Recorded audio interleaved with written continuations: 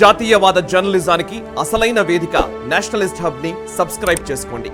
Notifications కోసం bell icon పై click చేయండి. ప్రస్తుతం డీప్ ఫేక్ ప్రపంచాన్ని వేధిస్తోంది. సమాజంలో పేరొందిన వ్యక్తులపై అసభ్య వీడియోల చిత్రీకరణ నుంచి రాజకీయాల్లో విష ప్రచారం దాకా ఈ డీప్ ఫేక్ అంశం అందరినీ ఆందోళనకు గురిచేస్తోంది. ఇది కేవలం ఒక ప్రాంతానికో రాష్ట్రానికో పరిమితం కాలేదు. ప్రపంచవ్యాప్తంగా తీవ్ర కలకలం రేపుతున్న సమస్య ఇది. అందుకే డీప్ ఫేక్ అంశాన్ని కేంద్ర ప్రభుత్వం చాలా సీరియస్గా తీసుకుంది. దీన్ని ఎక్కడికక్కడ అడ్డుకునేందుకు పటిష్ట చర్యలు చేపట్టనున్నట్లు తెలుస్తోంది. కేంద్ర హోంమంత్రి అమిత్ షా దీనిపై ఉక్కుపాదం మోపడానికి రెడీ అయ్యారు. ఈ క్రమంలో డీప్ ఫేక్తో పాటు ఆర్టిఫిషియల్ ఇంటెలిజెన్స్ను ఉపయోగించి చేసే నేరాలకు చెక్ పెట్టాలా, వచ్చే పార్లమెంటు సమావేశాల్లో కొత్త బిల్లును ప్రవేశపెట్టనున్నట్లు తెలుస్తోంది. అసలు డీప్ ఫేక్ అంటే ఏమిటి? అది భారత సెలబ్రిటీలను, ఎన్నికలను ఏ విధంగా ప్రభావితం చేసింది? చట్టంలో ఎటువంటి నిబంధనలు ఉండే అవకాశం ఉంది? తెలుసుకుందాం. డీప్ ఫేక్ టెక్నాలజీ ద్వారా ఆర్టిఫిషియల్ ఇంటెలిజెన్స్ను ఉపయోగించి ఒక నకిలీ ఫోటో కానీ, వీడియో కానీ లేదా ఆడియో కానీ తయారు చేసేసేయచ్చు. ఇందుకోసం డీప్ లెర్నింగ్ అనే టెక్నాలజీ ఎక్కువగా ఉపయోగిస్తారు. ఈ డీప్ ఫేక్ టెక్నాలజీ 2017లోనే పురుడు పోసుకున్నా ఇప్పుడిప్పుడే ప్రాచుర్యంలోకి వస్తోంది. డీప్ ఫేక్ ద్వారా సెలబ్రిటీలను అశ్లీలంగా చూపడం ఎక్కువగా జరుగుతోంది. అంతేకాదు, కొంతమంది ఆగంతకులు దీన్ని ఉపయోగించి అమ్మాయిలను బ్లాక్మెయిల్ చేయడంతో పాటు అనేక అసాంఘిక కార్యకలాపాలకు పాల్పడుతున్నారు. డీప్ ఫేక్ ద్వారా చాలా వరకు అశ్లీల చిత్రాలు సృష్టిస్తున్నారు. 2019లో డీప్ ట్రేస్ కంపెనీ ఒక నివేదిక ప్రచురించింది. ఇది మొదలైన 2 ఏళ్లలో దాదాపు 14,678 డీప్ ఫేక్ వీడియోలు ఆన్లైన్లో ప్రత్యక్షమయ్యాయని నివేదిక తెలిపింది. వీటిలో 96% వీడియోల్లో అశ్లీల అంశాలు ఉన్నాయని పేర్కొంది. గతంలో సల్లీబాయ్ అనే యాప్లో చాలామంది స్టార్లకు సంబంధించిన అశ్లీల చిత్రాలు కనిపించాయి. దీనిపై వ్యతిరేకత రావడంతో ఈ యాప్ను సృష్టించిన వారిని అదుపులోకి తీసుకున్నారు. గతంలోనూ ఫోటోలు, వీడియోల మార్ఫింగ్ జరిగేది, కానీ అవి మార్ఫింగ్ చేసినవి అని ఇట్టే పసిగట్టేలా ఉండేవి. అయితే ప్రస్తుతం ఏఐను ఉపయోగించి చేసే డీప్ ఫేక్లను గుర్తించడం చాలా కష్టమైపోయింది. ఇవి చాలా ఖచ్చితత్వంతో ఉంటున్నాయి. ఏది నిజమైంది, ఏది నకిలీది అనేది గుర్తించడం చాలా కష్టమైపోయింది. ఇది కేవలం సెలబ్రిటీలకే పరిమితం కాలేదు, ఏకంగా భారత ఎన్నికలనే ప్రభావితం చేసేదిగా పరిణమించింది. 2024 సార్వత్రిక ఎన్నికల్లో కాంగ్రెస్ పార్టీ పెద్ద ఎత్తున డీప్ ఫేక్ టెక్నాలజీని వినియోగించింది.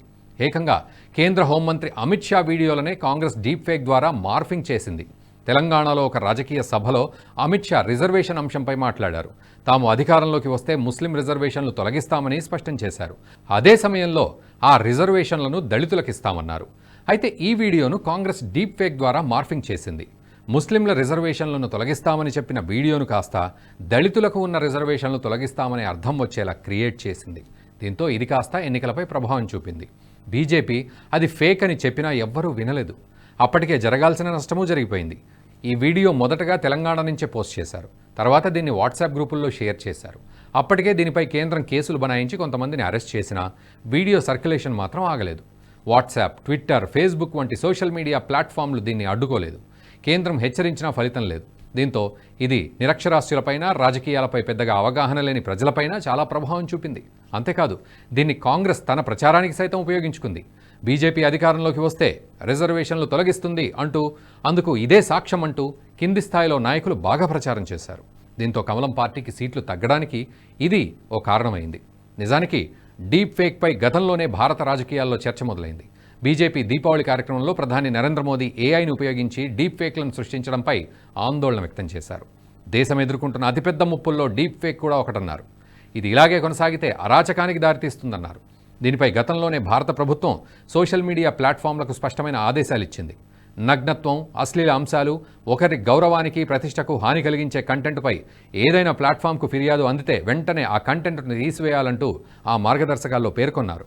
కానీ వీటికి కొన్ని సోషల్ మీడియా ప్లాట్ఫామ్లు ఒప్పుకోలేదు. ఫేస్బుక్, ట్విట్టర్ వంటివి తాము అమెరికన్ చట్టాల ప్రకారమే నడుచుకుంటామని, భారత చట్టాలను తాము అనుసరించలేమని తెలిపాయి. దీనిపై కొద్ది రోజుల పాటు కేంద్రానికి, సోషల్ మీడియా సంస్థలకు ఘర్షణ వాతావరణం కూడా నెలకొంది. ప్రస్తుతం భారత చట్టాల్లో డిజిటల్ టెక్నాలజీ దుర్వినియోగంపై ఎటువంటి చట్టాలు లేవు. గతంలో ఈ అంశం లేకపోవడంతో చట్టాల్లో రూపొందించలేదు.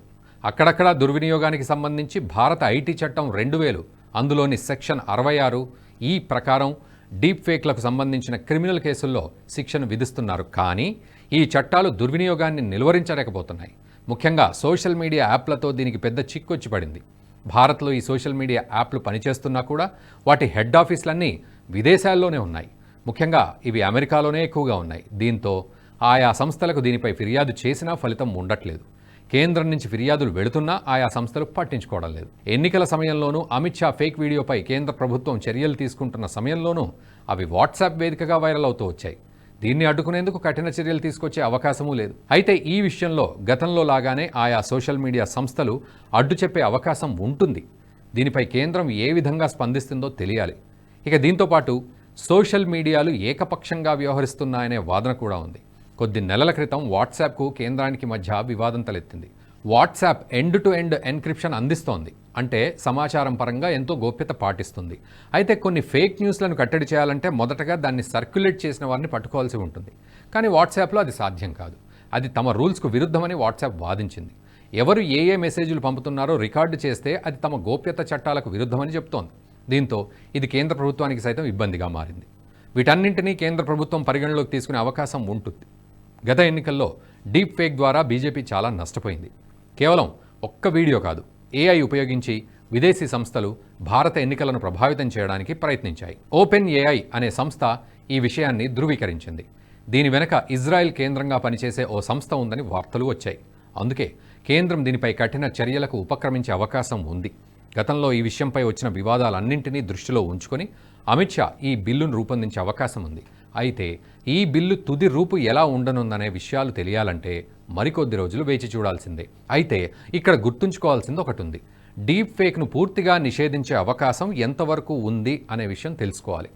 ఎన్నికల సమయంలో ఈ టెక్నాలజీ ద్వారా తయారు చేసిన ఫేక్ వీడియోలపై కేంద్ర ప్రభుత్వం చర్యలకు ఉపక్రమించిన సమయంలోనే అటు మోదీ తనపై తయారు చేసిన డీప్ ఫేక్ వీడియోను ట్విట్టర్లో పంచుకున్నారు.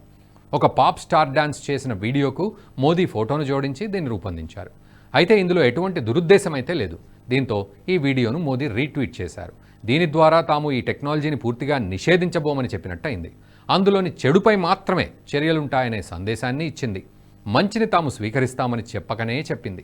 ఈ వీడియో మీకు నచ్చినట్టయితే లైక్ చేయండి, 10 మందికి షేర్ చేయండి. అలాగే కామెంట్ల రూపంలో మీ అభిప్రాయాలను మాతో పంచుకోండి. Nationalist hub group of channels ను సబ్స్క్రైబ్ చేసుకుని తెలుగునాట జాతీయవాద జర్నలిజాన్ని ప్రోత్సహించండి. ఈ వీడియో కింద ఉన్న బెల్ ఐకాన్ పై క్లిక్ చేయడం మర్చిపోవద్దు.